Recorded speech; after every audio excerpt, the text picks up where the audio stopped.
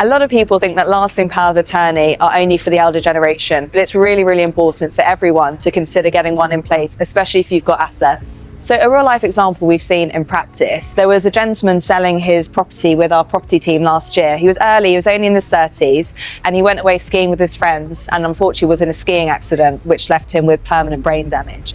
He needed funds to go into a specialist care home, but the majority of his money was wrapped up in this property that he was trying to sell. He didn't have an LPA, so there was no one with the legal authority to progress the property transaction for him. So his family had to apply to the Court of Protection to be appointed as a deputy. Because he needed funds in the meantime and there was no access to funds in his sole name, the family had to scramble around getting bridging loans at high interest rates to cover this interim period, putting themselves into financial hardship.